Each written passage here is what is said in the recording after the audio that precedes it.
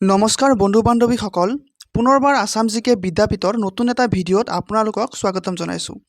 আজি আমি কথা পাতিম ভাৰতৰ সংবিধানৰ ওপৰত। এটা মেগা ৰিভিজন ক্লাছ হ'ব।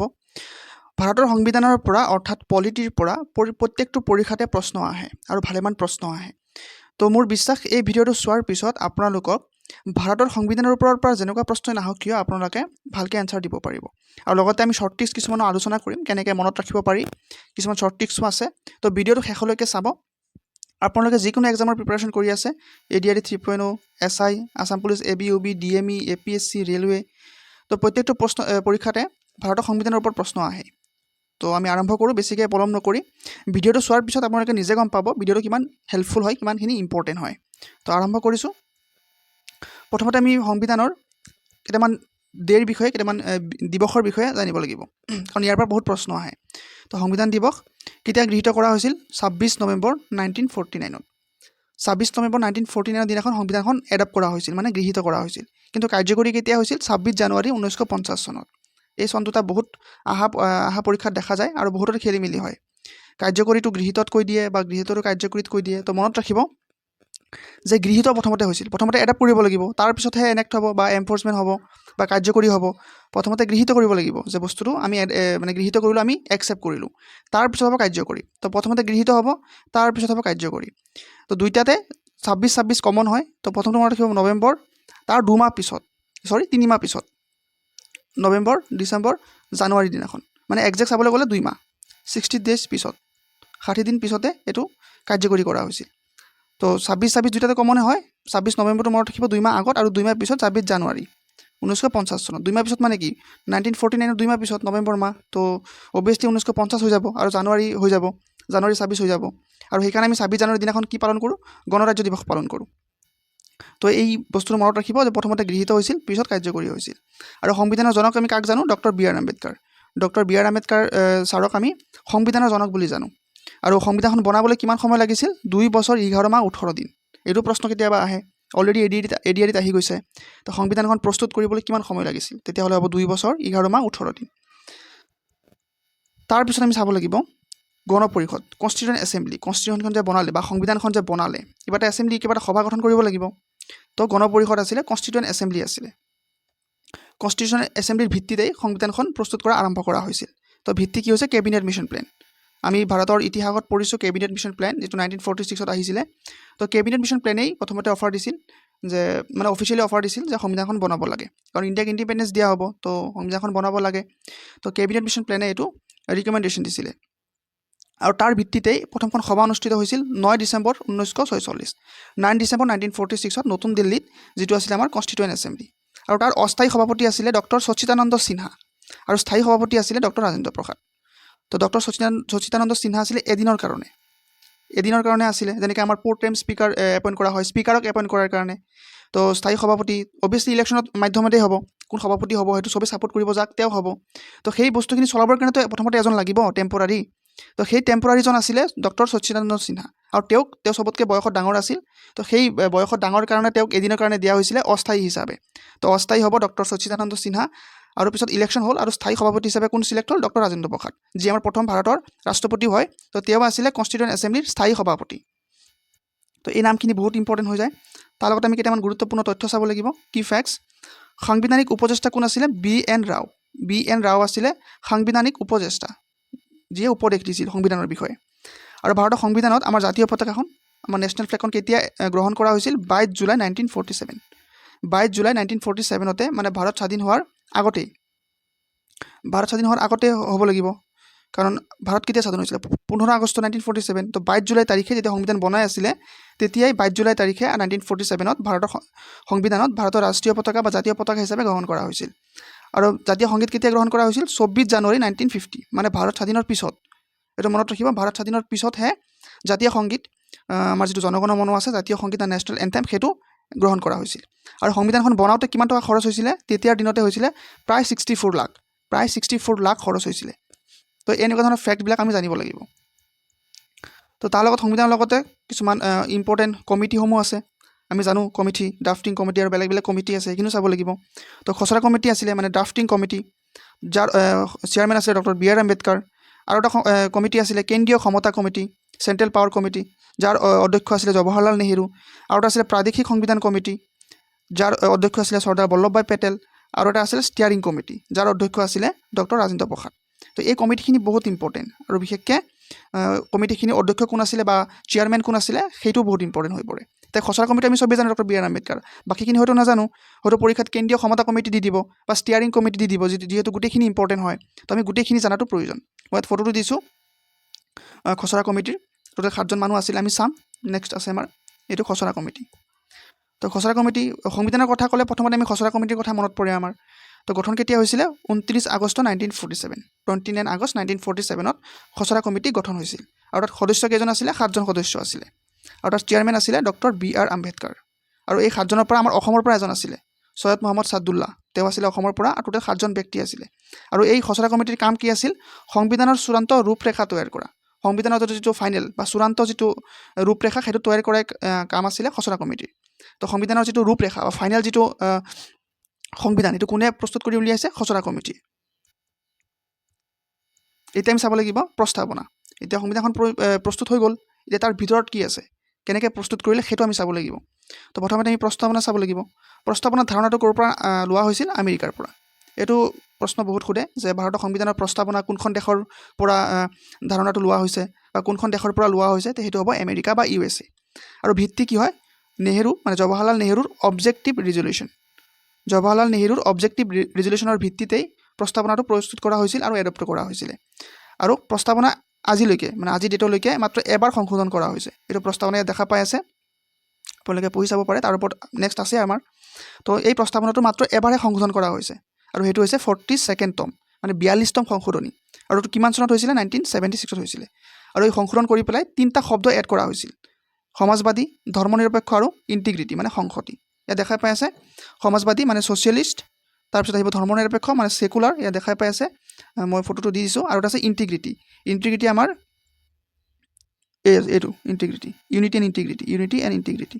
তো ইয়াত ইউনিটি নহয়, ইণ্টিগ্ৰিটিটো এড কৰা হৈছিলে। তো এই 3টা শব্দ 42nd এমেণ্ডমেণ্টৰ যোগেদি বা 42তম সংশোধনীৰ দ্বাৰা যিটো 1976ত হৈছিলে, এই 3টা শব্দ এড কৰা হৈছিল। আৰু সেইটো সময়ত প্ৰধানমন্ত্ৰী আছিলে ইন্দিৰা গান্ধী, সেইটো মনত ৰাখি থ'ব। আমি প্ৰস্তাৱনা চালোঁ, এতিয়া সংবিধানৰ উৎসৰ চাওঁ, ক'ৰ পৰা কি লোৱা হৈছে। সংবিধানখন আমাৰ বনাই দিলে, তো এতিয়া ক'ৰ পৰা কি লৈছে সেইটো আমাৰ ইম্পৰ্টেণ্ট হৈ পৰে। তো গ্ৰেট ব্ৰিটেইনৰ পৰা কি লোৱা হৈছে? সংসদীয় ব্যৱস্থা, আমাৰ যিটো পাৰ্লিয়ামেণ্টাৰী ছিষ্টেম, সেইটো আমি ক'ৰ পৰা লৈছোঁ, ক'ৰ পৰা এডপ্ট কৰিছোঁ? সেইটো ব্ৰিটেইনৰ পৰা লৈছোঁ আমি। একক নাগৰিকত্ব, আমাৰ যিটো ছিংগল চিটিজেনশ্বিপ হয়, সেইটো আমি ক'ৰ পৰা লৈছোঁ? ভাৰতৰ এগৰাকী ব্যক্তিয়ে এটা সময়ত অকল ভাৰতৰে নাগৰিকত্ব ল'ব পাৰে। যদি কোনোবাই গৈ পেলাই ছাপ'জ আমেৰিকাত গ'ল, আমেৰিকাত গৈ পেলাই আমেৰিকা শ্বিফ্ট হৈ গ'ল, তেওঁ তাৰ নাগৰিকত্ব লৈ ল'লে ফৰ এক্সাম্পল, তো অট'মেটিকেলি ইণ্ডিয়ান যিটো নাগৰিকত্ব আছে বা ইণ্ডিয়ান যিটো চিটিজেনশ্বিপ আছে তেওঁৰ, সেইটো অট'মেটিকলি কেঞ্চেল হৈ যাব। তেওঁ এটা সময়ত মাত্ৰ এখন দেশৰহে নাগৰিকত্ব ল'ব পাৰিব। এইটো এই একক নাগৰিকত্ব, এইটো আমি ব্ৰিটেইনৰ পৰা লৈছোঁ। ৰিট আমি পাৰ্লিয়ামেণ্টত ভালকৈ পাম। ৰিটছ কি হয়? ৰিটছ কেইটামান আছে, হেবিয়াছ কৰ্পাছ, মেণ্ডামাছ, ৱাৰেণ্টো, তেনেকুৱা কেইটামান ৰিটছ আছে যিটো আমাৰ সুপ্ৰিম কোৰ্টে জাৰি কৰে। তো সেইখিনিও আমি ক'ৰ পৰা লৈছোঁ? ব্ৰিটেইনৰ পৰা লৈছোঁ। স্পীকাৰ, আমাৰ লোকসভাৰ যিটো স্পীকাৰ আছে, সেই ধাৰণাটো আমি ব্ৰিটেইনৰ পৰা লৈছোঁ। তাৰপিছত আহিব আমাৰ আমেৰিকাৰ পৰা আমি কি লৈছোঁ? মৌলিক অধিকাৰ আমি আমেৰিকাৰ পৰা লৈছোঁ। প্ৰস্তাৱনা আমি চাই আহিছোঁ অলপ আগত, প্ৰস্তাৱনাটো ক'ৰ পৰা লোৱা হৈছে? আমেৰিকাৰ পৰা লোৱা হৈছে। ইম্পিচমেণ্ট, ৰাষ্ট্ৰপতিৰ ইম্পিচমেণ্ট হওক, উপৰাষ্ট্ৰপতিৰ ইম্পিচমেণ্ট হওক, ইম্পিচমেণ্ট মানে আঁতৰাই দিয়া। ছাপ'জ ৰাষ্ট্ৰপতিয়ে কিবা ভুল কৰিলে ফৰ এক্সাম্পল, তো তাইক ৰাষ্ট্ৰপতিৰ পৰা বা তেখেতক ৰাষ্ট্ৰপতিৰ পদৰ পৰা আঁতৰোৱাৰ যিটো নিয়ম, সেইটোকে ইম্পিচমেণ্ট বুলি কয়। আৰু ইয়াত অকল ৰাষ্ট্ৰপতি নহয়, যিমানখিনি ইম্পিচমেণ্ট আছে গোটেইখিনি, মানে এই ইম্পিচমেণ্ট প্ৰচেছটো আমি ক'ৰ পৰা লৈছোঁ? আমেৰিকাৰ পৰা লৈছোঁ। তাৰপিছত আহিব আয়াৰলেণ্ডৰ পৰা আমি কি লৈছোঁ? DPSP মানে নিৰ্দেশকমূলক নীতি, DPSP, ৰাষ্ট্ৰপতি নিৰ্বাচন। আমাৰ ইয়াত ৰাষ্ট্ৰপতিৰো ইলেকশ্যন হয়, তো এই যিটো ৰাষ্ট্ৰপতিৰ ইলেকশ্যন হোৱা প্ৰচেছ বা নিয়ম, সেইটো আমি আয়াৰলেণ্ডৰ পৰা লৈছোঁ। তাৰপিছত আমি লৈছোঁ কানাডাৰ পৰা কি লৈছোঁ? আমি শক্তিশালী কেন্দ্ৰযুক্ত কাঠামো মানে ফেডাৰেলিজিম। মানে আমি জানো আমাৰ কেন্দ্ৰীয় চৰকাৰ আছে, আমাৰ ৰাজ্যিক চৰকাৰো আছে। তো আমাৰ ৰাজ্যিক চৰকাৰতকৈ কেন্দ্ৰীয় চৰকাৰটো পাৱাৰ বেছি, আমি সকলোৱে জানো। ৰাজ্যিক চৰকাৰৰ হাততকৈ যিমানখিনি পাৱাৰ আছে তেওঁৰ হাতত বা ৰাজ্য চৰকাৰৰ হাতত, প্ৰত্যেকটো ৰাজ্যৰে তাতকৈ বেছি পাৱাৰ আছে ক'ত? চেণ্টাৰত মানে কেন্দ্ৰত। তো সেই যিটো শক্তিশালী কেন্দ্ৰযুক্ত কাঠামো বা ফেডাৰেলিজিম, সেইটো আমি কানাডাৰ পৰা লৈছোঁ। এইটো কানাডিয়ান মডেল হয়। ৰাছিয়াৰ পৰা আমি কি লৈছোঁ? মৌলিক কৰ্তব্য। ৰাছিয়াৰ পৰা আমি মৌলিক কৰ্তব্য লৈছোঁ। 11টা মৌলিক কৰ্তব্য আমি পাম পিছত, এইখিনি ইম্পৰ্টেণ্ট হৈ পৰে, আৰ্টিকেলখিনি ইম্পৰ্টেণ্ট হৈ পৰে। তো এই মৌলিক কৰ্তব্য আমি ৰাছিয়াৰ পৰা লৈছোঁ। জাৰ্মানীৰ পৰা আমি কি লৈছোঁ? জৰুৰীকালীন অৱস্থা, মৌলিক অধিকাৰ স্থগিতকৰণ। ইমাৰ্জেঞ্চি লগাৰ পিছত যিটো আমাৰ ফাণ্ডামেণ্টেল ৰাইটছ আছে সেইখিনি যে আমি ছাছপেণ্ড কৰিব পাৰোঁ, ছাছপেণ্ড কৰিব পাৰে ৰাষ্ট্ৰপতিয়ে। আমিতো নোৱাৰোঁ, এইখিনি পাৱাৰ আমাৰ হাতত নাই, মানে জনসাধাৰণৰ হাতত নাই, ৰাষ্ট্ৰপতিৰ হাতত আছে। PM ৰিকমেণ্ডেশ্যন দিয়ে আৰু ৰাষ্ট্ৰপতিয়ে ঘোষণা কৰে। তো সেই যিটো মৌলিক অধিকাৰ স্থগিত কৰাৰ যিটো প্ৰচেছ সেইটো আমি জাৰ্মানীৰ পৰা লৈছোঁ। জাৰ্মানীৰ পৰা আমি ইনস্পায়াৰ হৈ পেলাই আমি আমাৰ সংবিধানত ইনক্লুড কৰিছোঁ। তাৰপিছত আমি দক্ষিণ আফ্ৰিকাৰ পৰা কি লৈছোঁ? সংবিধান সংশোধন পদ্ধতি। আমি যিটো আমাৰ যিটো কা আছে, আমি কা বুলি কওঁ, CAA, কনষ্টিটিউশ্যন এমেণ্ডমেণ্ট এক্ট, চৰি তোৰ ওপৰত আহি গ'ল,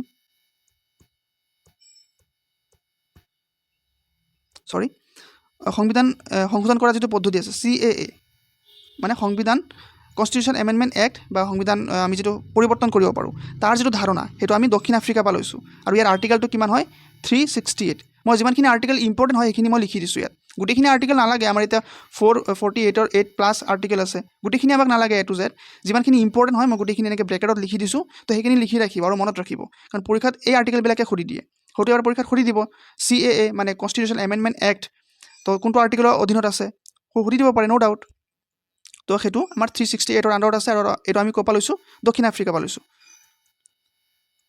নেক্সট আমি চাওঁ সংবিধানৰ অনুসূচী। ইয়াৰ পৰা প্ৰত্যেক বছৰে এটা নহয় এটা প্ৰশ্ন থাকেই, যিকোনো পৰীক্ষাত আপোনালোকে ভালকৈ চাব পাৰে। সংবিধানৰ অনুসূচী কেইটা আছে? আমাৰ অনুসূচী আছে 12টা। যেতিয়া সংবিধানখন বনোৱা হৈছিল তেতিয়া 8টা আছিলে, এতিয়াতো বাঢ়ি গৈ আৰু 4টা বাঢ়িলে 12টা হৈ গ'ল। যেতিয়া সংবিধানখন গ্ৰহণ কৰা হৈছিল বা 1950 চনত প্ৰথম তেতিয়া আমাৰ কি আছিলে? 8টা আছিলে অনুসূচী, বৰ্তমান কিন্তু 12টা আছে। তো এই 12টাৰ পৰা আমি কেইটামান জানিব লাগিব, কিন্তু ইয়াত মই 12টাই দিছোঁ, কাৰণ কোনটো সুধি দিয়ে ঠিক নাই। যিহেতু 12টা আছে, 12টাৰ পৰা যিকোনো এটা সুধি দিব পাৰে। তো প্ৰথমত কি আছে? প্ৰথমত আছে আমাৰ ভাৰতৰ ৰাজ্য আৰু কেন্দ্ৰীয় শাসিত অঞ্চলসমূহ, ইউনিয়ন এণ্ড টেৰিটৰী। ভাৰতৰ ৰাজ্য, আমাৰ 28খন ৰাজ্য আছে, ইউনিয়ন টেৰিটৰী আছে, তো সেইবিলাকৰ বিষয়ে লিখা আছে। অনুসূচী 2ত কি আছে? সাংবিধানৰ পদাধিসকলৰ দৰমহা আৰু ভাত্তা। সাংবিধানিক পদাধিকৰণ বা পদাধিকাৰীসকল, যেনেকৈ প্ৰধানমন্ত্ৰী, ৰাষ্ট্ৰপতি, ৰাজ্যপাল, মুখ্যমন্ত্ৰী, যিসকল সাংবিধানিক পোষ্টত আছে, তো তেওঁলোকৰ দৰমহাৰ বিষয়ে, তেওঁলোকৰ ভাত্তা মানে হৈছে এমুলমেণ্টছ মানে থকা খোৱাৰ ব্যৱস্থা, ছিকিউৰিটি, এই গোটেইখিনি ক'ত আছে? অনুসূচী 2ত আছে। অনুসূচী 3ত কি আছে? শপত গ্ৰহণ আৰু প্ৰতিজ্ঞা পত্ৰসমূহ। ছাপ'জ ভাৰতৰ ৰাষ্ট্ৰপতি যেতিয়া নিৰ্বাচিত হয়, প্ৰধানমন্ত্ৰী নিৰ্বাচিত হয়, মুখ্যমন্ত্ৰী নিৰ্বাচিত হয়, তেতিয়া তেওঁলোকে শপত গ্ৰহণ কৰে। তো এই শপত গ্ৰহণ যিটো প্ৰক্ৰিয়া সেইটো আমাৰ অনুসূচী 3ত লিখা আছে, যে কোনে কাক শপত লোৱাব, কোনে কাক এপইণ্ট কৰিব, শপত গ্ৰহণ কৰাব, সেইখিনি আমাৰ অনুসূচী 3ত আছে। অনুসূচী 4ত কি আছে? আমাৰ ৰাজ্যসভাৰ আসন আবণ্টন, ৰাজ্যসভাৰ বিষয়ে লিখা আছে অনুসূচী 4ত। অনুসূচী 5ত কি আছে? অনুসূচিত অঞ্চল আৰু জনজাতিৰ প্ৰশাসন, অনুসূচিত মানে চিডুল এৰিয়া আৰু জনজাতিৰ প্ৰশাসনৰ বিষয়ে লিখা আছে। আৰু অনুসূচী 6 যিটো পূৰা ফেমাছ হয়, যিটো আণ্ডাৰত আমাৰ অসম আছে, অসম, মেঘালয়, ত্ৰিপুৰা আৰু মিজোৰাম, এই 4খন ৰাজ্য ভাৰতৰ। অসম, মেঘালয়, ত্ৰিপুৰা আৰু মিজোৰাম, এই 4টা ষ্টেটৰ নাম ভালকৈ মনত ৰাখিব। এই 4টা ষ্টেটৰ বিষয়ে লিখা আছে। এই 4টা ষ্টেটত যিখিনি জনজাতীয় অঞ্চল আছে, আমাৰ যেনেকৈ BTC আছে, BTC, Karbi Anglong autonomous council, এনেকুৱা ধৰণৰ যিখিনি জনজাতীয় অঞ্চল আছে তাৰ প্ৰশাসনৰ বিষয়ে লিখা আছে অনুসূচী 6ত। এইটো বহুত এটা ফেভৰেট পইণ্ট হয় এক্সামিনাৰৰ কাৰণে, তেওঁলোকে এনেকুৱা ধৰণৰ প্ৰশ্নবিলাকে দিয়ে, আৰু এই প্ৰশ্নটো বহুতবাৰ আহিছে। আৰু 7 নম্বৰত আমাৰ কি আছে? কেন্দ্ৰ আৰু ৰাজ্যৰ মাজত ক্ষমতাৰ বিভাজন, 3খন তালিকা আছে। আমি জানো 3খন লিষ্ট আছে আমাৰ। এটা হৈছে ইউনিয়ন লিষ্ট, মানে কিছুমান বিষয়ত অকল ইউনিয়নেহে আইন বনাব পাৰে, মানে চেণ্টাৰেহে আইন বনাব পাৰে। যেনেকৈ আমাৰ সংবিধান সংশোধনী, CAA, ৰেলৱেটো অকলহে কেন্দ্ৰই ল বনাব পাৰে। আৰ্মিৰ ওপৰত, নিউক্লিয়াৰ ডিলৰ ওপৰত অকল কেন্দ্ৰই পাৰে। কিছুমান আছে অকল ৰাজ্যহে পাৰে, যেনেকৈ ষ্টেট পুলিচ অকল ৰাজ্যই পাৰে, আৰু তেনেকুৱা বহুত আছে। আৰু কিছুমান আছে, মানে আমি 3খন তালিকাৰ কথা কৈ আছোঁ। তো এটা তালিকা হ'ল অকল ইউনিয়নে পাৰে, এটা তালিকা হ'ল অকল ৰাজ্যই পাৰে, আৰু কিছুমান আছে দুইটাই পাৰে, মানে ইউনিয়নেও পাৰে, ষ্টেটেও পাৰে, মানে কেন্দ্ৰও পাৰে, ৰাজ্যই পাৰে। যেনেকৈ আমাৰ হেল্থ, এডুকেশ্যন, তাৰপিছত ফৰেষ্ট, তো এইবিলাকৰ ওপৰত ইউনিয়নেও আইন বনাব পাৰে, ৰাজ্যই আইন বনাব পাৰে। তো এই 3খন তালিকাৰ বিষয়ে ক'ত লিখা আছে? অনুসূচী 7ত লিখা আছে। অনুসূচী 8ত কি আছে? সংবিধান স্বীকৃতি 22টা চৰকাৰী ভাষা, অফিচিয়েল লেংগুৱেজ আছে 8 নম্বৰ অনুসূচীত। 22টা আমাৰ চৰকাৰী ভাষা হয়। তো এই 22টা চৰকাৰী ভাষাৰ বিষয়ে আমাৰ অনুসূচী 8ত লিখা আছে। নেক্সট চাওঁ আমি। নেক্সট অনুসূচী 9, ভূমি সংস্কাৰ আৰু ন্যায়িক পৰ্যালোচনাৰ পৰা সুৰক্ষিত আইনসমূহ, লেণ্ড ৰিফৰ্মৰ ওপৰত আছে। লেণ্ড ৰিফৰ্ম ইংলিছত হ'লে হ'ব লেণ্ড ৰিফৰ্ম। তো মাটিৰ ওপৰত যিমানখিনি আইন আছে, ল আছে, সেইখিনি আমাৰ অনুসূচী 9ত লিখা আছে, বা লেণ্ড ৰিফৰ্মৰ ওপৰত যিমানখিনি বস্তু আছে সেইখিনি আমাৰ অনুসূচী 9ত আছে। অনুসূচী 10ত কি আছে? দল ত্যাগ বিৰোধী আইন, এণ্টি ডিফেকশ্যন ল। ছাপ'জ কোনোবা MP আগতে এটা A নামৰ পাৰ্টিত আছিলে, এজন MP বা MLA যিয়ে হওক, তেওঁ A নামৰ পাৰ্টিত আছিলে। তো A নামৰ পাৰ্টিত ইলেকশ্যন খেলি পেলাই তেওঁ কি কৰিলে? তেওঁ B পাৰ্টি জইন কৰি দিলে। খেলি পেলাই তেওঁ জিকিলে, জিকাৰ পিছত তেওঁ পাৰ্লিয়ামেণ্টত গ'ল। যোৱাৰ পিছত তেওঁ এ পাৰ্টিৰ ফালৰ পৰা গ'ল। তাৰপিছত তেওঁ কি কৰিলে, বি পাৰ্টি জইন কৰি দিলে। এ পাৰ্টিক ধোকা দি দিলে আৰু বি পাৰ্টি জইন কৰি দিলে। তো তেওঁ যে বি পাৰ্টি জইন কৰি দিলে, তেওঁক লগে লগে দল ত্যাগ কৰি দিয়া হ'ব। এণ্টি ডিফেকশ্যন ল লগাই পেলাই তেওঁৰ এমপিৰ যিটো মেম্বাৰশ্বিপ সেইটো খাৰিজ কৰি দিয়া হ'ব বা নাইকিয়া কৰি দিয়া হ'ব। তো সেই যিটো দল ত্যাগ বিৰোধী যিটো আইন আছে সেইটো আমাৰ অনুসূচী 10ত আছে। তাৰপিছত আমি চাব লাগিব 11 নম্বৰ অনুসূচী। এই 9, 10, 11, 12 এই চাৰিটা বহুত ইম্পৰ্টেণ্ট। 6টো বহুত ইম্পৰ্টেণ্ট, 8টো বহুত ইম্পৰ্টেণ্ট। তো এইখিনি চাব লাগিব। 11 নম্বৰ অনুসূচীত কি আছে, পঞ্চায়তী ৰাজ ব্যৱস্থাৰো ক্ষমতা নিয়ম। পঞ্চায়তৰ বিষয়ে আমাৰ ক'ত লিখা আছে, অনুসূচী 11ত লিখা আছে। আমি জানো সকলোৱে পঞ্চায়তৰ বিষয়ে। তো পঞ্চায়তৰ বিষয়ে আমাৰ অনুসূচী 11ত লিখা আছে। আৰু 12ত কি লিখা আছে, পৌৰসভা যিটো মিউনিচিপালিটি আছে, নগৰীয়া চহৰত যিবিলাক নিকায়ৰ ক্ষমতা মিউনিচিপালিটি বা পৌৰসভা সেইটো আমাৰ অনুসূচী 12ত আছে। তো এই 12টা অনুসূচী আমি মনত ৰাখিব লাগিব। গোটেইখিনি মনত নাৰাখিলেও বিশেষকৈ 6, 8, 10, 11, 12 এইকেইটা ভালকৈ মনত ৰাখিব লাগিব। নেক্সট আমি চাব লাগিব নাগৰিকত্ব, চিটিজেনশ্বিপ। আমি আলোচনা কৰিছোঁৱে অলপমান। তো এই নাগৰিকত্ব ক'ত আছে, পাৰ্ট 2ত আছে। আৰু এটা বস্তু মনত ৰাখিব, ভাৰতৰ সংবিধানত বৰ্তমান পাৰ্ট আছে 25টা, 25টা পাৰ্ট আছে। যেতিয়া সংবিধানখন বনোৱা হৈছিল তেতিয়া আছিলে 22টা। এতিয়া 3টা বাঢ়িলে, 3টা বাঢ়ি পেলাই 25টা হৈ গ'ল। তো এই 25টাৰ পৰা 2 নম্বৰ যিটো আছে, 2 নম্বৰত আমাৰ কি আছে, নাগৰিকত্ব, চিটিজেনশ্বিপ আছে। অনুচ্ছেদ কিমান হয়, আৰ্টিকেল 5ৰ পৰা 11লৈকে। 5ৰ পৰা 11লৈকে যিখিনি অনুচ্ছেদ আছে তাত আমাৰ চিটিজেনৰ বিষয়ে লিখা আছে, চিটিজেনশ্বিপৰ বিষয়ে লিখা আছে। আৰু এই ধৰণটো কি হয়, এক নাগৰিকত্ব। আমি অলৰেডি চাই আহিলোঁ এক নাগৰিকত্ব। আৰু এক নাগৰিকত্ব আমাৰ ক'ৰ পৰা লোৱা হৈছিলে, এক নাগৰিকত্ব লোৱা হৈছিলে আমাৰ ইউকেৰ পৰা। ইউকেৰ পৰা আমি এক নাগৰিকত্ব যিটো ধাৰণা সেইটো লৈছিলোঁ। আৰু এইটো আমাৰ পাৰ্ট 2ত আছে, আৰ্টিকেল 5ৰ পৰা 11ৰ ভিতৰত। আৰু আইনটো কি হয়, তাৰ ওপৰত আইনো বনাব লাগিব। তো 1955 চনত নাগৰিকত্ব আইন। কিন্তু অসম আৰু পশ্চিমবংগৰ কাৰণে বেলেগ হয়। অসম আৰু পশ্চিমবংগৰ কাৰণে অকণ ব্যতিক্ৰম হয়, অলপ বেলেগ হয় চনটো। কিন্তু বাকী ষ্টেটবিলাকৰ কাৰণে, বাকী দেশৰ কাৰণে, বাকী অসম আৰু পশ্চিমবংগক বাদ দি পেলাই 1955 চনত যিটো নাগৰিকত্ব আইন আছে সেইটো প্ৰযোজ্য হয়। আৰু আমি নাগৰিকত্ব কেনেকৈ ল'ব পাৰোঁ, 5টা আছে। পাঁচ ধৰণে আমি ভাৰতৰ নাগৰিকত্ব অৰ্জন কৰিব পাৰোঁ। এটা হৈছে জন্মগত, এটা হৈছে বংশগত, এটা হৈছে নথিকৰণ, এটা হৈছে দেশীয়কৰণ, আৰু এটা হৈছে ভূখণ্ড। তো এই 5 ধৰণে আমি ভাৰতৰ নাগৰিকত্ব আমি ল'ব পাৰোঁ। এই 5টাৰ বাহিৰে বেলেগ একো নহ'ব। এই 5টাই আছে, সংবিধানত লিখা আছে এই 5টা। জন্মগত, বংশগত, নথিকৰণ, দেশীয়কৰণ আৰু ভূখণ্ড। এই 5 ধৰণেহে আমি ভাৰতৰ নাগৰিকত্ব ল'ব পাৰোঁ। নেক্সট আমি চাওঁ ইম্পৰ্টেণ্ট বস্তুবিলাক। নেক্সট হৈছে আমাৰ মৌলিক অধিকাৰ। বহুত ইম্পৰ্টেণ্ট এটা পাৰ্ট হয়।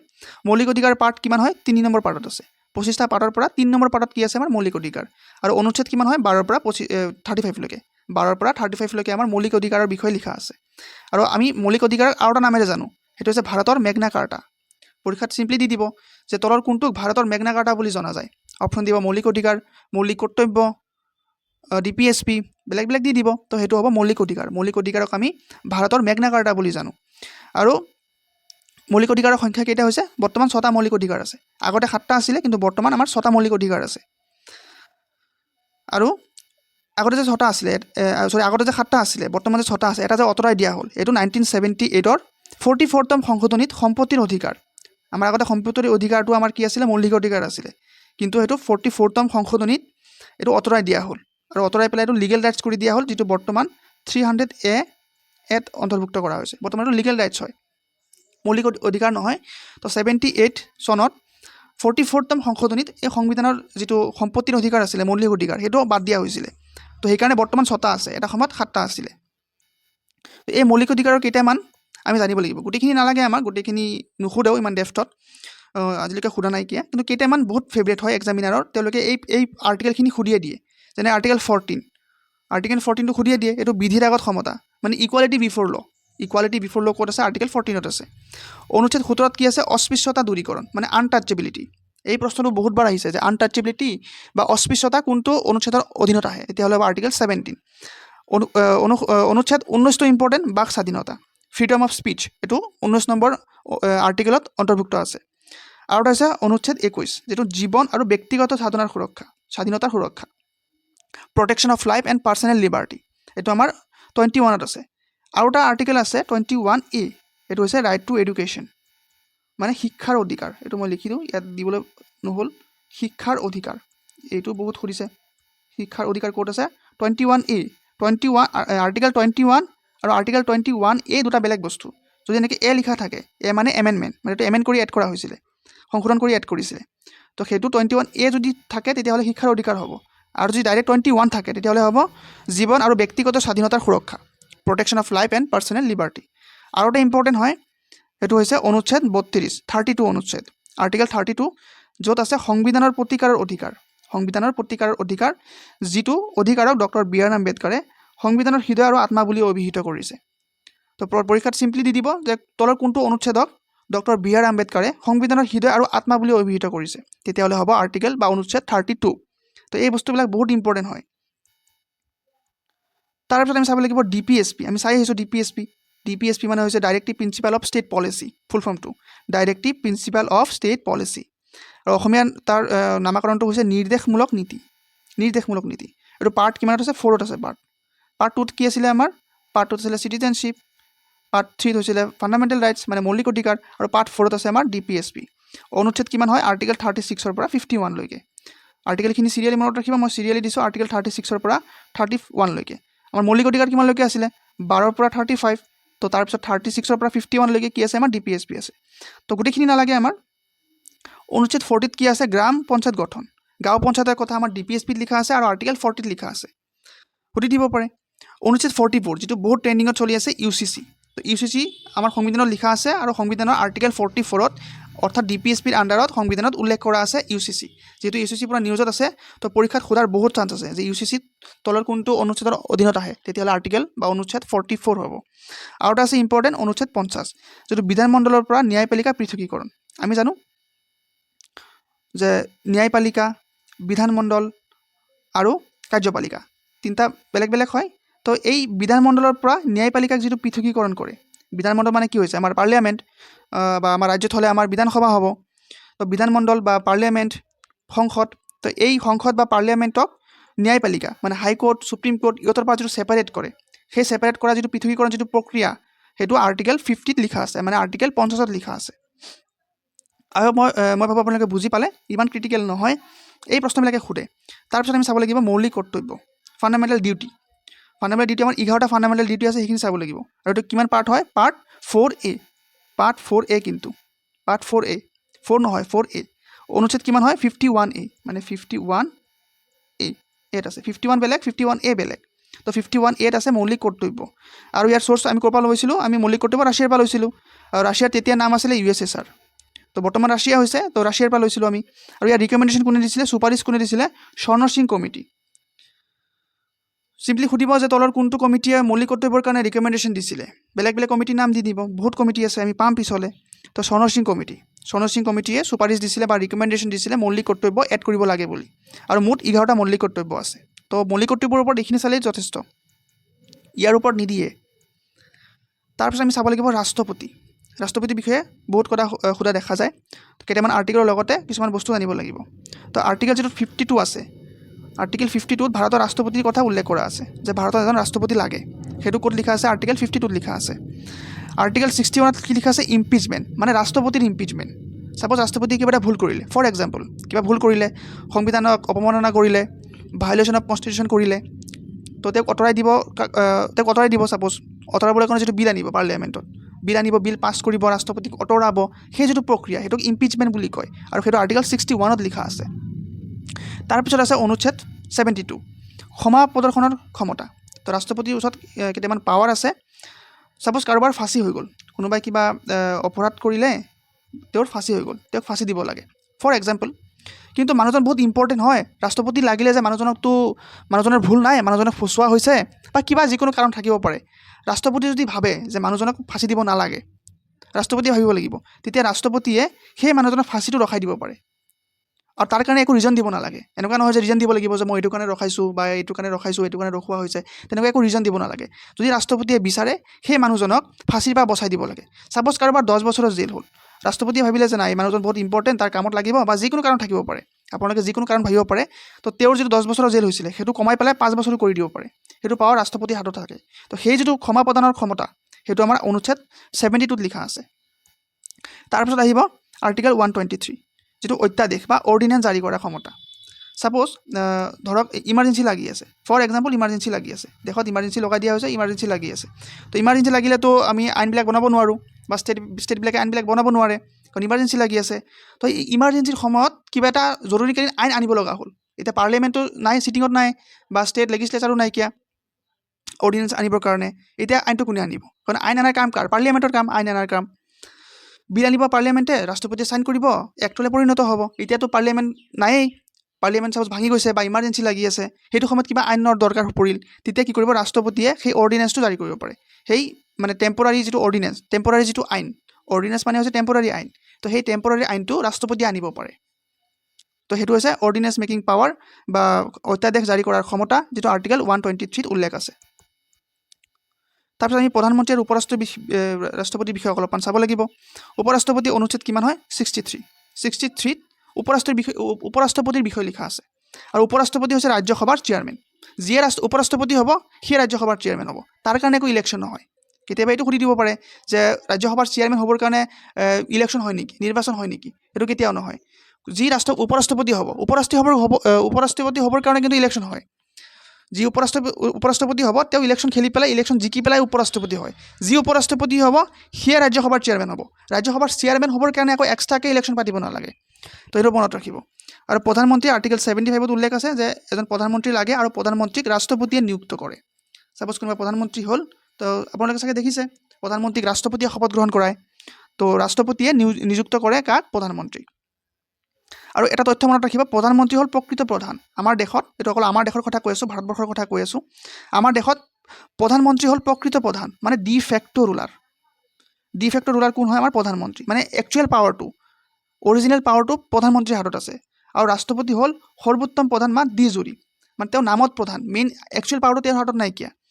প্ৰধানমন্ত্ৰীয়ে যিটো অৰ্ডাৰ দিব বা যিটো ৰিকুৱেষ্ট কৰিব, যিটো ৰিকমেণ্ডেশ্যন দিব, সেইমতেহে ৰাষ্ট্ৰপতিয়ে কাম কৰিব পাৰে। কেইটামান এক্সট্ৰা পাৱাৰ আছে যাৰ কাৰণে তেওঁক আকৌ সুধিব নালাগে, ডিছক্ৰিশ্যনেৰী পাৱাৰ কেইটামান আছে, সেইখিনি আমি আলোচনা কৰিম। কিন্তু মেইনলি বহুত আছে। বাকীবিলাক ক্ষেত্ৰত প্ৰধানমন্ত্ৰীয়ে বা কাউন্সিল অফ মিনিষ্টাৰে যিটো ৰিকুৱেষ্ট দিব, যিটো ৰিকমেণ্ডেশ্যন দিব, ৰাষ্ট্ৰপতিয়ে সেইমতে কাম কৰিব লাগে। তো ৰাষ্ট্ৰপতিৰ হাতত তেনেকুৱা এবছলিউট পাৱাৰটো নাই, সেইটো কাৰণে তেওঁক ডি জুৰি ৰুলাৰ বুলি কোৱা হয়। আৰু একচুৱেল পাৱাৰটো কাৰ হাতত আছে? প্ৰধানমন্ত্ৰীৰ হাতত, সেইকাৰণে তেওঁক ডি ফেক্টো ৰুলাৰ বুলি কোৱা হয়। এতিয়া আমি পাৰ্লিয়ামেণ্টৰ বিষয়ে চাওঁ, যিটো আমাৰ পাৰ্লিয়ামেণ্টাৰী ছিষ্টেম হয়। তো সংসদৰ বিষয়ে আমি চাব লাগিব। সংসদত দুটা সদন আছে, এটা ৰাজ্যসভা, এটা লোকসভা। তো ৰাজ্যসভাক আমি উচ্চ সদন বুলি কওঁ, ৰাজ্যসভাক উচ্চ সদন বুলি কোৱা হয়, আৰু লোকসভাক নিম্ন সদন বুলি কোৱা হয়। দুটা সদনেই আছে, লোকসভা আৰু ৰাজ্যসভা। তো ৰাজ্যসভা হৈছে উচ্চ সদন, স্থায়ী কক্ষ, মানে ৰাজ্যসভা কেতিয়াও ভংগ নহয়, এইটো মনত ৰাখিব। লোকসভা প্ৰত্যেক 5 বছৰ পিছে পিছে ভংগ হয়, আকৌ ইলেকশ্যন হয়, কিন্তু ৰাজ্যসভা কেতিয়াও ভংগ নহয়। ৰাজ্যসভা স্থায়ী হয়, মানে 1950 পৰা আজিলৈকে ভংগ হোৱা নাই। 1951 পৰা মানে আজিলৈকে ভংগ হোৱা নাই ৰাজ্যসভা। আৰু সদস্যৰ কাৰ্যকাল কিমান হয়? 6 বছৰ। ৰাজ্যসভাৰ যিসকল সদস্য আছে তেওঁলোকৰ কাৰ্যকাল 6 বছৰ হয়। আৰু বৰ্তমান টোটেল 250খন আসন আছে। 250খন আসন আছে আমাৰ ৰাজ্যসভাত। তাৰে মানে 250খনৰ পৰা 12জন এমপি মানে কি? Member of parliament.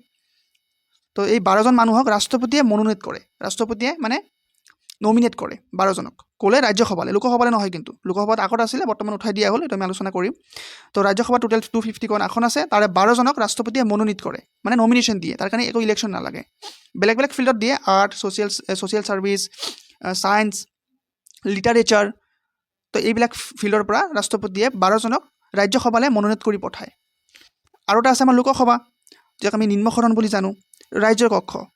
আমি এমপিসকলক ভোট দিওঁ, যিসকলে ইলেকশ্যনত খেলে, লোকসভা ইলেকশ্যন খেলে, আমি ভোট দিওঁ, তেওঁ জিকি পেলাই লোকসভাত যায়। তো এইটো ৰাইজৰ কক্ষ হয়। আৰু সদস্যৰ কাৰ্যকাল কিমান হয়? 5 বছৰ। প্ৰত্যেক 5 বছৰ পিছে পিছে লোকসভা ভংগ হয়, নতুনকৈ ইলেকশ্যন হয়। তো সেইটো হৈছে আমাৰ লোকসভা। আৰু এটা আছে যৌথ অধিৱেশন, মানে জইণ্ট চিটিং। ছাপ'জ কিবা এটা বিল আনিলে, মই একদম ভালকৈ বুজাই দিছোঁ, তেতিয়া ভালকৈ মনত থাকিব। লোকসভা এটা আছে, লোকসভা আৰু ৰাজ্যসভা। কিবা এটা বিল লোকসভাত আনিলে, যিকোনো বিল হ'ব পাৰে। তো বিলটো পাছ হৈ পেলাই ৰাজ্যসভাত গ'ল। এতিয়া ৰাজ্যসভাতো পাছ হ'ব লাগিব। ৰাজ্যসভাত পাছ হোৱাৰ পিছত এইটো ৰাষ্ট্ৰপতিৰ হাতত যাব, ৰাষ্ট্ৰপতিয়ে চহী কৰিব। চহী কৰাৰ লগে লগে বিলটো আইনলৈ পৰিণত হ'ব। তো এইটো প্ৰচেছত যিমানখিনি আইন আছে, এইটো প্ৰচেছত হৈছে। যিকোনো এটা হাউচত প্ৰথমতে ইণ্ট্ৰডিউচ হ'ব, দুইটা সদনতে পাছ হ'ব লাগিব। দুইটা সদনত পাছ হ'ব, তাৰপিছত ৰাষ্ট্ৰপতিৰ হাতত যাব, ৰাষ্ট্ৰপতিয়ে তাত চহী কৰিব। চহী কৰাৰ লগে লগে সেইটো বিধেয়কটো আইনলৈ পৰিণত হ'ব। তো ছাপ'জ এটা আইন লোকসভাত ইণ্ট্ৰডিউচ কৰিলে, মানে লোকসভাত আৰম্ভ কৰিলে, লোকসভাই পাছ কৰি ৰাজ্যসভাত পঠিয়াই দিলে, ৰাজ্যসভাত গ'ল। এতিয়া ৰাজ্যসভাই পাছ কৰা নাইকিয়া, ৰাজ্যসভাই কৈছে আমি পাছ নকৰোঁ, যিকোনো কাৰণ হ'ব পাৰে। তো তেওঁলোকৰ মাজত এটা ডেডলক সৃষ্টি হৈ গ'ল, মানে এটা কাজিয়াৰ সৃষ্টি হৈ গ'ল। তেওঁ পাছ কৰিলে, তেওঁ পাছ কৰা নাই, বিলটো মাজতে ফচি আছে। তেতিয়া কি কৰিব? ৰাষ্ট্ৰপতিয়ে জইণ্ট চিটিং বহুৱাব। জইণ্ট ছিটিং মানে দুইটা হাউচত একেলগত বহাব, মানে লোকসভাৰ মেম্বাৰ ৰাজ্যসভাৰ মেম্বাৰ একেলগে বহিব আৰু একেলগে ডিচিশ্যন ল'ব, মানে সেই যিটো ডেডলক সৃষ্টি হৈছিলে বা কাজিয়াৰ সৃষ্টি হৈছিলে সাধাৰণ ভাষাত সেইটো মিলাবৰ কাৰণে। তো সেই যিটো যৌথ অধিৱেশন সেইটোক আৰ্টিকেল 108ত উল্লেখ আছে, আৰু এইটো ৰাষ্ট্ৰপতিয়ে অনুষ্ঠিত কৰে আৰু তাৰ অধ্যক্ষ এজন লাগিব। তো অধ্যক্ষ লোকসভাৰ অধ্যক্ষই সভাপতিত্ব কৰে। এই জইণ্ট ছিটিঙৰ যিজন অধ্যক্ষ থাকিব বা সভাপতি থাকিব সেইটো লোকসভাৰ অধ্যক্ষই কৰিব। উপৰাষ্ট্ৰপতি নাহে, কিন্তু ৰাজ্যসভাৰ পৰা উপৰাষ্ট্ৰপতি নাহে, লোকসভাৰ অধ্যক্ষই সেইটো সভাপতিত্ব কৰিব আৰু ৰাষ্ট্ৰপতিয়ে সেইটো অনুষ্ঠিত কৰে জইণ্ট ছিটিং, আৰু আৰ্টিকেলটো 108 হয়। নেক্সট আমি ৰাজ্যপালৰ বিষয়ে চাব লাগিব। ৰাজ্যপাল বহুত এটা ইম্পৰ্টেণ্ট টপিক যিটো পৰীক্ষাৰ পৰা প্ৰশ্ন আহে। তো ৰাজ্যপালক কোনে এপইণ্ট কৰে? ৰাষ্ট্ৰপতিয়ে কৰে। ৰাজ্যপালক ৰাষ্ট্ৰপতিয়ে এপইণ্ট কৰে। ৰাজ্যপালৰ ভূমিকা কি হয়? ৰাজ্যৰ সাংবিধানিক প্ৰধান। প্ৰত্যেকখন ৰাজ্যৰ ৰাজ্যপাল আছে। তো ৰাজ্যপাল হৈছে প্ৰত্যেকখন ৰাজ্যৰে সাংবিধানিক প্ৰধান। অনুচ্ছেদ 153 ৰাজ্যপালৰ প্ৰত্যেকখন ৰাজ্যত এজনকৈ ৰাজ্যপাল লাগে বুলি উল্লেখ কৰা আছে। আগতে এই প্ৰভিজনটো বেলেগ আছিলে, কিন্তু চেঞ্জ কৰি পেলাই এইটো প্ৰত্যেকখন ৰাজ্যত এজনকৈ ৰাজ্যপাল লাগে বুলি আৰ্টিকেল 153 উল্লেখ কৰা আছে। আৰু এটা আমি অনুচ্ছেদ জানিব লাগিব, এইটো হৈছে 213 নম্বৰ যিটো অনুচ্ছেদ আছে বা আৰ্টিকেল আছে, তাত অত্যাদেশ জাৰি কৰা ক্ষমতা মুখ্যমন্ত্ৰীক ৰাজ্যপালে শপত বাক্য পাঠ কৰোৱায়। আমি অলপ আগত চাই আহিছোঁ যে ৰাষ্ট্ৰপতিয়ে অৰ্ডিনেঞ্চ পাছ কৰিব পাৰে যেতিয়া দুখন হাউচ পাৱাৰত নাথাকে বা ভাঙি যায়, ইমাৰ্জেঞ্চি লাগি থাকে, সেইটো সময়ত কিবা দৰকাৰী আইনৰ প্ৰয়োজন হ'লে ৰাষ্ট্ৰপতিয়ে টেম্পৰাৰী ল' ইম্প'জ কৰিব পাৰে, যিটোক আমি অৰ্ডিনেঞ্চ বুলি কৈ আহিছোঁ। তো সেইটোতো গোটেই দেশৰ কথা হৈ গ'ল, ইউনিয়নৰ কথা হৈ গ'ল। এতিয়া চাপ'জ ৰাজ্যত লগা হ'ল, চাপ'জ আমাৰ অসমতে লগা হ'ল, অসমত তেনেকৈ অসমত প্ৰেচিডেঞ্চিয়েল ৰুল লগাই থৈছে, বা আমাৰ ষ্টেট যিটো লেজিছলেচাৰ আছে, মানে আমাৰ বিধান সভা, সেইটো পাৱাৰত নাইকিয়া, তেতিয়া কিবা এটা আইন লগা হ'ল, তেতিয়া কি কৰিব? তেতিয়া ইয়াত ৰাজ্যপাল আহিব, ৰাজ্যপালে এটা অৰ্ডিনেঞ্চ পাছ কৰি দিব সেই টেম্পৰাৰী আইন ৰূপে, যিটো চেণ্টাৰত বা কেন্দ্ৰীয়ত ৰাষ্ট্ৰপতিয়ে কৰি আছিলে, ছেইম কামটো ৰাজ্যত ৰাজ্যপালে কৰিব, ছেইম একজেক্ট কামটো। তো সেই যিটো অৰ্ডিনেঞ্চ জাৰি কৰাৰ ক্ষমতা, সেইটো আৰ্টিকেল 213ত লিখা আছে। আৰু ৰাষ্ট্ৰপতিটো কিমান আছিলে? 123, মানে 123 আছিলে, আৰু এইটো ৰাজ্যপালতো 213 হৈ যায়। আৰু মুখ্যমন্ত্ৰীক ৰাজ্যপালে শপত বাক্য পাঠ কৰোৱায়। তেনেকৈ ৰাষ্ট্ৰপতিয়ে প্ৰধানমন্ত্ৰীক শপত বাক্য পাঠ কৰাইছিল, ছেইম তেনেকৈ ৰাজ্যপালে মুখ্যমন্ত্ৰীক কৰাব, একেই বস্তু। মানে আমাৰ ইউনিয়নৰ কাৰণে ৰাষ্ট্ৰপতি যেনেকুৱা, আমাৰ ষ্টেটৰ কাৰণে ৰাজ্যপাল বা গভৰ্ণৰ তেনেকুৱা, ছেইম একেই কাম হয়। তো ইউনিয়নত বা কেন্দ্ৰত প্ৰধানমন্ত্ৰীক কোনে শপত বাক্য পাঠ কৰোৱাইছিল? ৰাষ্ট্ৰপতিয়ে। তো ছেইম তেনেকৈ আমাৰ অসমত মুখ্যমন্ত্ৰী কোনে কৰিব? ৰাজ্যপালে কৰিব। কনফিউজ হোৱাৰ একো প্ৰব্লেম নাই, মানে কনফিউজ হোৱাৰ একো কথা নাহে, চিম্পল বস্তু একেবাৰে। এতিয়া আমি চাব লাগিব ন্যায়পালিকাৰ ওপৰত আমি চাব লাগিব, কাৰণ ক'ৰবাৰ পৰা বহুত প্ৰশ্ন আহে। তো ন্যায়পালিকা কি হয়? আমাৰ জুডিচিয়াৰী, মানে যিয়ে আমাক ন্যায় দিয়ে। কাৰোবাৰ লগত কিবা অন্যায় হ'লে আমি ক'ত যাওঁ? কোৰ্টত যাওঁ, ন্যায় বিচাৰি পেলাই, জাষ্টিচ বিচাৰি পেলাই। তো সেই জাষ্টিচ দিয়া কামটো কাৰ হয়? কোৰ্টৰ হয়। জাষ্টিচ দিয়া কামটো চৰকাৰৰ নহয়, কিন্তু সেইটো কোৰ্টৰ হয়, সেইটো মনত ৰাখিব। তো উচ্চতম ন্যায়ালয়, আমাৰ সুপ্ৰিম কোৰ্ট আছে, আমি জানো সুপ্ৰিম কোৰ্ট আছে, হাইকোৰ্ট আছে, ছাবঅৰ্ডিনেট কোৰ্ট আছে। তো আমাৰ সুপ্ৰিম কোৰ্ট কেইটা আছে? আমাৰ এখনেই আছে, দিল্লীত আছে আমাৰ এখন, আমি চবেই জানো। তো অনুচ্ছেদ কিমানত আছে এইটো উল্লেখ? 124 নম্বৰ অনুচ্ছেদত সুপ্ৰিম কোৰ্টৰ বিষয়ে লিখা আছে। সুপ্ৰিম কোৰ্ট মানে জুডিচিয়াৰী বিষয়ে লিখা আছে। আৰু সুপ্ৰিম কোৰ্টৰ যিসকল জাজ থাকিব, ন্যায়াধীশ থাকিব, তেওঁলোকৰ অৱসৰৰ বয়স কিমান হয়? 65 ইয়াৰ্ছ। তেওঁলোক 65 বছৰ বয়সত তেওঁ অৱসৰ ল'ব, এইটো মনত ৰাখিব। 65 ইয়াৰ্ছতে তেওঁ চাকৰিৰ পৰা ওলাই যাব, মানে তেওঁ নিজৰ পষ্টৰ পৰা ৰিজাইন মাৰিব লাগিব, ৰিজাইন নহয় একচুৱেলি, ৰিটায়াৰ হ'ব। আৰু আমাৰ সুপ্ৰিম কোৰ্টত এজন মুখ্য ন্যায়াধীশ থাকে, এজন চিফ জাষ্টিচ থাকে। চিফ জাষ্টিচ অফ ইণ্ডিয়া এজন আছে, বৰ্তমান জন সূৰ্যকান্ত হয়, জাষ্টিচ সূৰ্যকান্ত। তো তেনেকৈ এজন থাকে, আৰু টোটেল 33 গৰাকী ন্যায়াধীশ থাকে তাত। এজন CJI থাকে, CJI, আৰু প্লাছ 33জন কি আছে? ছিনিয়ৰ মোষ্ট জাজ, মানে ন্যায়াধীশ। তো টোটেল 34টা হ'ল, বৰ্তমান 34 গৰাকী আছে। এজন CJI থাকিব, বাকী 33 গৰাকী মানে ন্যায়াধীশ থাকিব। আমি বুজি পালোঁ। নেক্সট আমি চাওঁ উচ্চ ন্যায়ালয়। উচ্চ ন্যায়ালয়ত কি আছে আমাৰ? এনেকৈ দিওঁ, উচ্চ ন্যায়ালয় যিটো আৰ্টিকেল আমাৰ 214তে উল্লেখ আছে, 214ত উল্লেখ আছে উচ্চ ন্যায়ালয়ৰ কথা। আৰু উচ্চ ন্যায়ালয়ৰ অৱসৰৰ বয়স কিমান? 62 ইয়াৰ্ছ। 62 ইয়াৰ্ছ বছৰতে বা বয়সত, 62 মানে 62 বছৰ বয়সত এজন উচ্চ ন্যায়ালয়ৰ যিজন জাজ থাকে তেওঁ ৰিটায়াৰ হয়। 62। এতিয়া 62 কিয়? সুপ্ৰিম কোৰ্টতো 65 আছিলে, কাৰণ উচ্চ ন্যায়ালয়ৰ যিজন জাজ থাকে তেওঁ পিছলৈ গৈ পেলাই উচ্চতম ন্যায়ালয়ৰ জাজ হোৱাৰো তেওঁৰ চান্স থাকে, আমি জানো এইটো। ইয়াত 65 দিয়া হৈছে, ইয়াত 62, এইটো এক্সেপশ্যন হয়। ইয়াত 62 কিয়? ইয়াতো 65 দিয়া হৈছে। ইয়াৰ পৰা যিজন ৰিটায়াৰ হ'ল, ছাপ'জ তেওঁ 62 ইয়াৰত ৰিটায়াৰ হ'ল, তেওঁ গৈ পেলাই আকৌ ইয়াত জাজ হ'ব পাৰে, কাৰণ ইয়াতো 65 ইয়াৰ্ছ হয় ন। তো তেওঁ 3 বছৰ গৈ ইয়াত জাজ হ'ব পাৰে, যিহেতু তেওঁ বহুত এক্সপিৰিয়েঞ্চ পাৰ্চন, হাইকোৰ্টৰ জাজ আছিলে আগতে। তো সেইকাৰণে ইয়াত 62 ৰখা হৈছে আৰু ইয়াত 65 ৰখা হৈছে। তো বস্তুটো এনেকৈ মনত ৰাখিব যে উচ্চতম ন্যায়ালয়ৰ পৰা ওলাই পেলাইতো তেওঁ সুপ্ৰিম কোৰ্টতো যাব পাৰে, সেইকাৰণে ইয়াত 62 আৰু ইয়াত 65 দিয়া হৈছে। আৰু আমাৰ ভাৰতত মুঠ 25খন উচ্চ ন্যায়ালয় আছে। হাইকোৰ্ট কেইখন আছে আমাৰ? হাইকোৰ্ট টোটেল 25খন আছে। আমাৰ অসমত আছে গুৱাহাটী হাইকোৰ্ট, তেনেকৈ টোটেল 25খন হাইকোৰ্টহে আছে গোটেই ভাৰতবৰ্ষত। 28টা ষ্টেট, তো তাত 25টাহে হাইকোৰ্ট আছে বৰ্তমানলৈকে। নেক্সট আমি চাওঁ লোকেল গভৰ্ণমেণ্ট, স্থানীয় স্বায়ত্ত শাসন। লোকেল গভৰ্ণমেণ্টটো বোলা বস্তু এটাও আছে। পঞ্চায়ত, লোকেল গভৰ্ণমেণ্টত কি আহিব? পঞ্চায়ত আহিব, হয়নে নাই? লোকেল গভৰ্ণমেণ্টটো পঞ্চায়তৰ আণ্ডাৰত আহিব, মানে পঞ্চায়ত হয় এইটো। তো পঞ্চায়তটো কেতিয়া এড কৰা হৈছিল? 73তম সংশোধনী, যিটো 1992ত কৰা হৈছিল। 1992ত যিটো 70তম সংশোধনী আছে, 73তম, তো তাৰ অধীনতে পঞ্চায়তৰ যিটো ধাৰণা বা পঞ্চায়ত যিটো বস্তু, মই বস্তু বুলিয়ে কৈছোঁ, তো এই পঞ্চায়ত ছিষ্টেমটো আমাৰ এড কৰা হৈছিল সংবিধানত। যিটো পাৰ্ট কিমান হয় আমাৰ? পাৰ্ট কিমান হয় আমাৰ? পাৰ্ট 11 হয়। তো অকণ ভুলকৈ আহিলে, পাৰ্ট 11 হয়। পাৰ্ট আমাৰ 11ত আছে। চৰি, মই ইয়াত ভুলকৈ লিখি দিলোঁ। পাৰ্ট ঠিক আছে, পাৰ্ট 9ত আছে, আমাৰ শিডিউল 11ত আছে। ইয়াত মই ভুলকৈ ক'লোঁ, পাৰ্ট 9তে আছে। আৰু শিডিউল আমাৰ কিমান আছিলে? অনুসূচী কিমান আছিলে? 11 নম্বৰ অনুসূচী। পাৰ্ট 9তে আছে, ন' ডাউট, ঠিকে আছে। এইটো মই অনুসূচী বুলি ভাবি ল'লোঁ।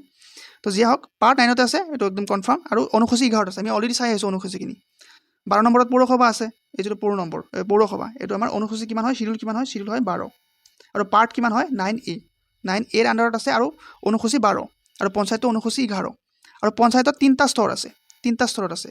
গাঁও পঞ্চায়ত, ব্লক পঞ্চায়ত বা আঞ্চলিক পঞ্চায়ত। ব্লকতো আমি আঞ্চলিক পঞ্চায়ত বুলি কওঁ।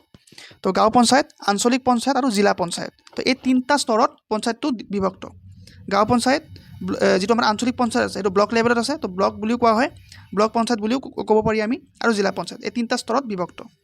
আৰু প্ৰথম পঞ্চায়ত ক'ত ইণ্ট্ৰডিউচ কৰা হৈছিল, ক'ত আৰম্ভ কৰা হৈছিল? প্ৰথম ৰাজ্য হৈছে ৰাজস্থান। মানে পঞ্চায়তী ব্যৱস্থা আৰম্ভ কৰা প্ৰথমটো ৰাজ্য হৈছে ৰাজস্থান। ৰাজস্থানৰ নাগৰ ডিষ্ট্ৰিক্টত প্ৰথমতে আৰম্ভ কৰা হৈছিল গাঁও পঞ্চায়ত, যিটো 1959 চনত আছিলে।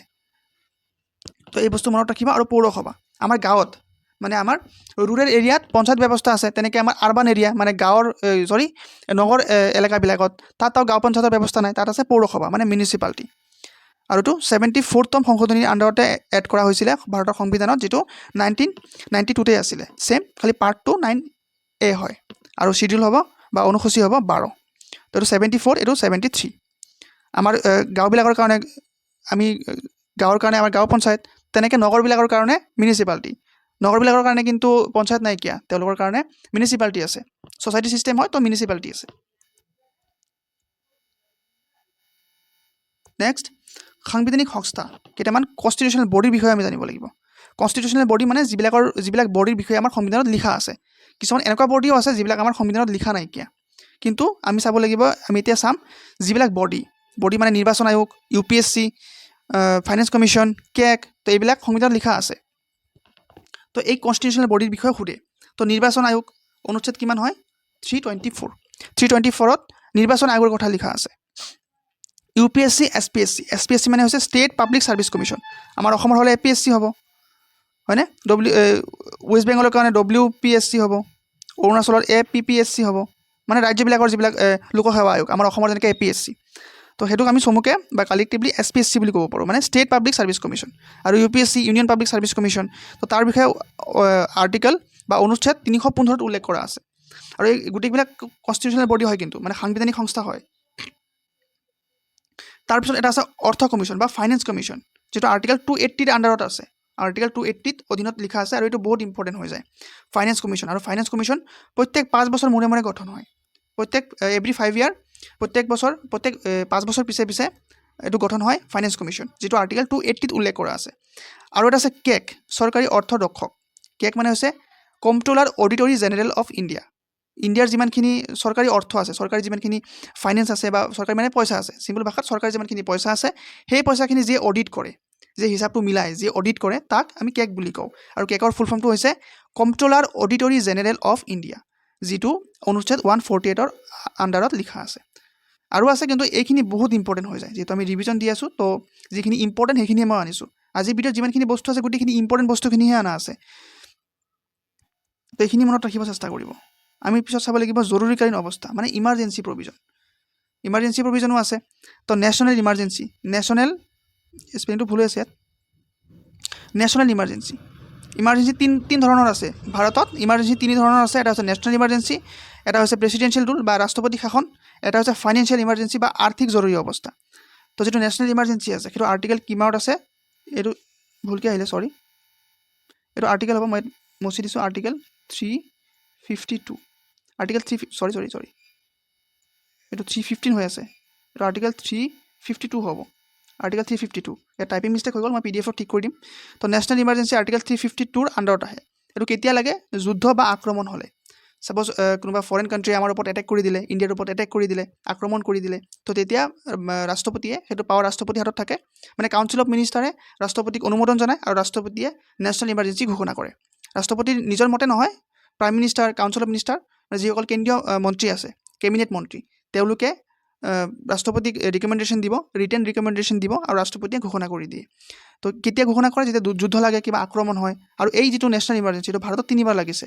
চনখিনি 1962 ইণ্ডিয়া আৰু চাইনাৰ যুদ্ধৰ সময়ত, 1971 ইণ্ডিয়া পাকিস্তানৰ যুদ্ধৰ সময়ত, ইষ্ট পাকিস্তান, তেতিয়া বাংলাদেশ হৈছে, আৰু 1975 যিটো ইন্দিৰা গান্ধীয়ে লগাইছিলে, আৰু বহুত কণ্ট্ৰভাৰ্চিয়েল হয় সেইটো, তো মই তাৰ ওপৰত বেছি ডিছকাছ নকৰোঁ।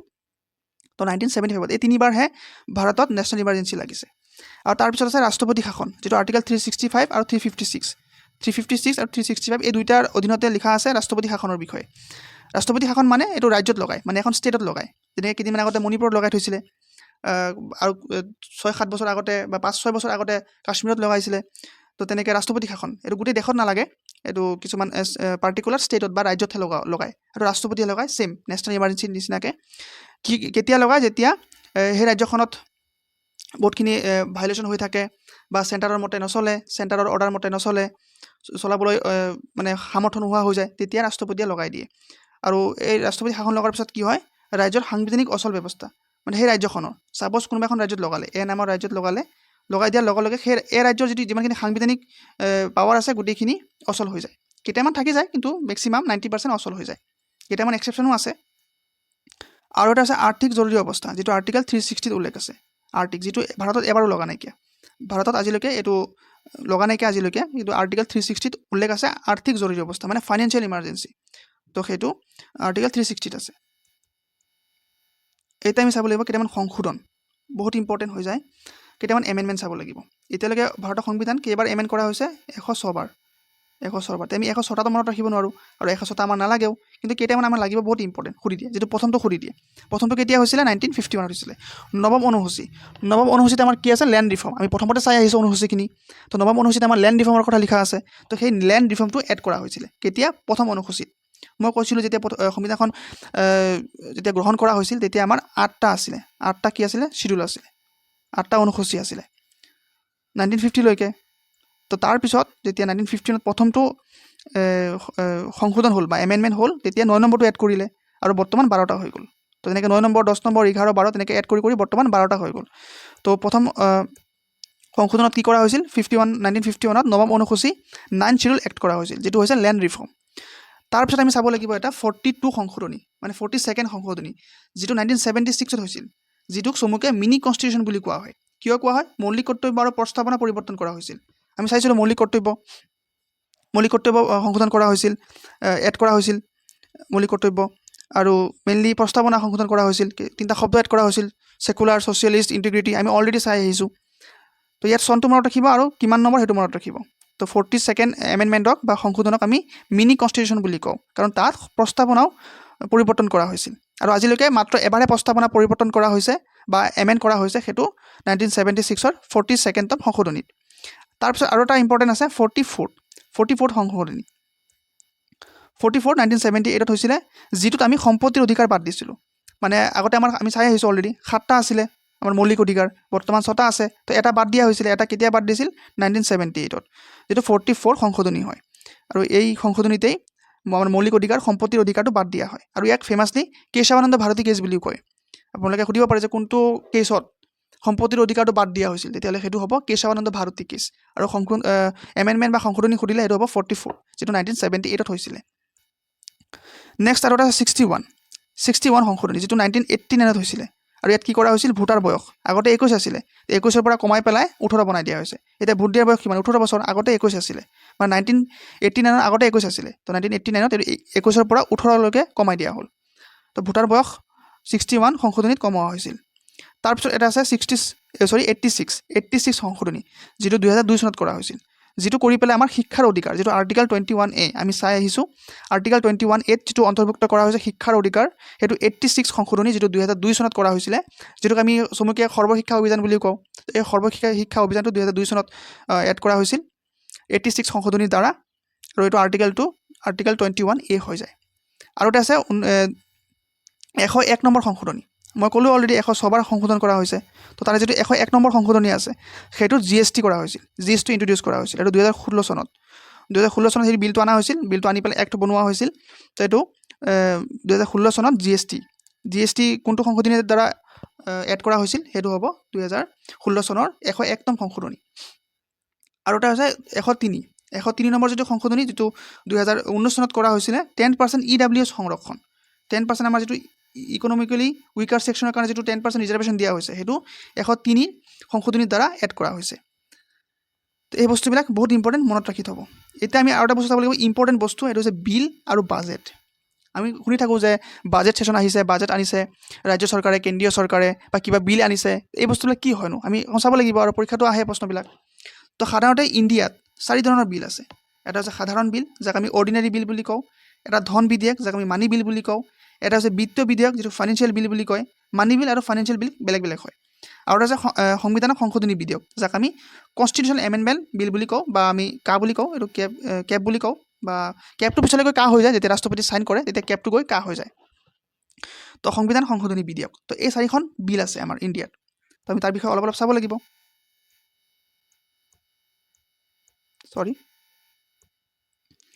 যেটো ধন বিধেয়ক আছে মানে মানি বিল আছে মানি বিল কেৱল লোকসভাত উত্থাপন কৰিব পাৰে মানি বিল মই অলপ আগতে বুজাই আহিছিলো যে বিল কি হয় আমাৰ লোকসভা আছে ৰাজ্যসভা আছে লোকসভাত আৰম্ভ হ'ল ৰাজ্যসভাত আহিলে ৰাজ্যসভাত পাছ হ'ল প্ৰথমতে ইয়াত ইন্ট্ৰোডিউস হ'ব তাৰপিছত ইয়াৰ পাছ ভোটিং হ'ব ভোটিং হৈ পাছ হ'ল ৰাজ্যসভাত আহিলে ৰাজ্যসভাত ভোটিং হ'ব ৰাজ্যসভাই পাছ কৰি দিলে তেতিয়া গৈ যাব ৰাষ্ট্ৰপতিৰ হাতত মানে প্ৰেসিডেন্টৰ হাতত প্ৰেসিডেন্টে তাত সাইন কৰিব সাইন কৰাৰ লগে লগে বিধেয়কটো আইনলৈ পৰিৱৰ্তন হ'ব এতিয়া যেটো অৰ্ডিনাৰী বিল আছে হেতু লোকসভাটো আৰম্ভ কৰিব পাৰে মানে ইন্ট্ৰোডিউস কৰিব পাৰে ৰাজ্যসভাটো কৰিব পাৰে যেটো সিএএ আছে লোকসভাটো কৰিব পাৰে ৰাজ্যসভাটো কৰিব পাৰে কিন্তু যেটো ধন বিধেয়ক আছে মানি বিল আৰু ফাইনান্সিয়েল বিল এটো অকল লোকসভাতে ইন্ট্ৰোডিউস কৰিব লাগিব ধন বিধেয়ক বিল যেটো আছে বিশেষকৈ মানি বিল হেতু ৰাজ্যসভাত ইন্ট্ৰোডিউস কৰিব নোৱাৰে এটো অকল লোকসভাতহে আমি উত্থাপন কৰিব পাৰোঁ লোকসভাত উত্থাপন কৰিলে লোকসভাত পাছ হোৱাৰ পিছতহে ৰাজ্যসভাত যাব মই অকল মানি বিলৰ কথা কৈ আছো মানি বিলটো কেনেকৈ যাব লাগিব লোকসভাত ইন্ট্ৰোডিউস হ'ব লাগিব ৰাজ্যসভাত ইন্ট্ৰোডিউস হ'ব নোৱাৰে লোকসভাত ইন্ট্ৰোডিউস হ'ল ইয়াত ভোটিং হ'ল পাছ হ'ল দেন ৰাজ্যসভাত যাব ৰাজ্যসভাত পাছ হ'ল দেন ৰাষ্ট্ৰপতিৰ হাতত যাব মানে প্ৰেসিডেন্টৰ হাতত যাব এটো ৰাজ্যসভাত ইন্ট্ৰোডিউস হ'ব নোৱাৰে লোকসভাতে হ'ব লাগিব কিন্তু বাকিখিনি পাৰে আৰু ইয়াৰ আৰ্টিকেলটো কিমান হয় মানে মানি বিলৰ আৰ্টিকেলটো হৈছে 110 নম্বৰ আৰ্টিকেলত মানি বিলৰ কথা লিখা আছে আৰু বাজেট এই যেটো শব্দ বাজেট মই লিখি দিছো বাজেট শব্দটো সংবিধানৰ ক'তো লিখা নাই মানে এই শব্দটো BUDGET এই শব্দটো মানে বাজেট শব্দটো ক'তো লিখা নাই সংবিধানত কিন্তু আৰ্টিকেল 112ত এটা লাইন লিখা আছে এনুৱেল ফাইনান্সিয়েল ষ্টেটমেন্ট মানে দেশখনৰ বাৰ্ষিক মানে বছৰত এটা ফাইনান্সিয়েল এটা ষ্টেটমেন্ট দিব লাগে তো হেতুকে আমি আমাৰ সহজ ভাষাত আমি বাজেট বুলি কওঁ কিন্তু এই বাজেট শব্দটো ক'তো সংবিধানত বিচাৰি নাপায় আপুনি কিন্তু এই শব্দটো পাব এনুৱেল ফাইনান্সিয়েল ষ্টেটমেন্ট এটা পৰীক্ষাত প্ৰশ্নটো এনেকৈ ফৰ্ম কৰিব যে বাজেট শব্দটো সংবিধানত কি বুলি উল্লেখ আছে আৰু কিবা কিবি দি দিব অপশন বাজেটো থাকিব তো ম্যাক্সিমাম বাজেট মাৰি দিব যে বাজেটে শুনি থাকো আমি তো বাজেটে লিখা আছে চাগে কিন্তু বাজেট বুলি শব্দটো ক'তো লিখা নাই আপুনি ক'তো দেখাব নোৱাৰে কিন্তু এনুৱেল ফাইনান্সিয়েল ষ্টেটমেন্ট বুলি লিখা আছে এটো আৰ্টিকেল 12ত তো হেতু আমি সাধাৰণ ভাষাত বুজিবৰ কাৰণে বাজেট বুলি কওঁ এনুৱেল ফাইনান্সিয়েল ষ্টেটমেন্ট মানে কি মানে বছৰেকত এটা ফাইনান্সিয়েল ষ্টেটমেন্ট দিব লাগে দেশখনৰ বা ৰাজ্যখনৰ তো হেতুকে আমি বাজেট বুলি কওঁ আমি বুজিবৰ কাৰণে তো হেতু হৈছে আমাৰ বাজেট যেটো আৰ্টিকেল 112ত লিখা আছে আৰু মই ভাবো আপোনালোকৰ আৰু একো ডাউট নাই গুডিখিনি ভালকে চালে ভিডিওখিনি ভালকে চোৱাৰ কাৰণে ধন্যবাদ জনালো আপোনাক আৰু মই বিশ্বাস যদি আপুনি ভিডিওখিনি ভালকে চাইছে ভালকে যদি লিখি ৰাখিছে আপোনালোকৰ আৰু পৰীক্ষাত বিশেষকৈ একো প্ৰবলেম হ'ব নালাগে কাৰণ কম্পিটিটিভ এক্সামত ইয়াৰ বাহিৰে প্ৰশ্ন দিয়া দেখা নাযায় ইয়াৰ ওপৰতে প্ৰশ্নবিলাক দিয়ে এই বস্তুখিনিয়ে ঘূৰাই পকাই দিয়ে আৰু যদি আপোনালোকৰ এই ভিডিওটোৰ আজি যিখিনি আনিছে তাৰ PDF টো লাগে PDF টো মোৰ তাত আছে যদি PDF টো লাগে আপোনালোকে WhatsApp গ্ৰুপত জয়েন হওক হোৱাটছআপ গ্ৰুপত জইন হওক, তাক মই PDF টো দি দিম। আৰু হোৱাটছআপ গ্ৰুপৰ লিংকটো আমি ভিডিঅ'ৰ ডেছক্ৰিপশ্যনত দি দিয়া হৈছে। ভিডিঅ'ৰ ডেছক্ৰিপশ্যনত যাওক, তাত হোৱাটছআপ গ্ৰুপৰ লিংক বুলি লিখা আছে, তাত ক্লিক কৰিলে আপুনি হোৱাটছআপ গ্ৰুপত এড হ'ব আৰু এড হৈ পেলাই তাৰপৰা আমি PDFটো আপুনি পাই যাব ফ্ৰীতে। আৰু আমাৰ চেনেলটো ছাবস্ক্ৰাইব কৰক, আছাম জিকে বিদ্যাপীঠ, লাইক কৰক, শ্বেয়াৰ কৰক, কমেণ্ট কৰক, ভিডিঅ'টো কেনেকুৱা পালে। ভিডিঅ'টো বহুত হেল্পফুল হয়। আমি এটা মেগা ৰিভিজন দিলোঁ। ভাৰতৰ সংবিধানখন ভালকৈ পঢ়িবলৈতো বহুত সময় লাগে, কিন্তু আমি এটা মেগা ৰিভিজন দিলোঁ। যিহেতু পৰীক্ষাবিলাক আহি আছে, আপোনালোকে ভালকৈ পঢ়ক আৰু এই বস্তুখিনি লিখি ৰাখক। PDFটো মই এভেইলেবল কৰাই দিওঁ, আপোনালোকে জেৰক্স কৰি উলিয়াই ল'ব পাৰিব। ধুনীয়াকৈ জেৰক্স কৰিব পৰা ফৰ্মেটত বনোৱা আছে, জেৰক্স কৰি উলিয়াই পেলাই আপোনালোকে ধুনীয়াকৈ পঢ়িব পাৰিব। তো ভিডিঅ'টো ইমানখিনি চোৱাৰ কাৰণে ধন্যবাদ। লগ পাম আৰু এটা ভিডিঅ'ত। ধন্যবাদ।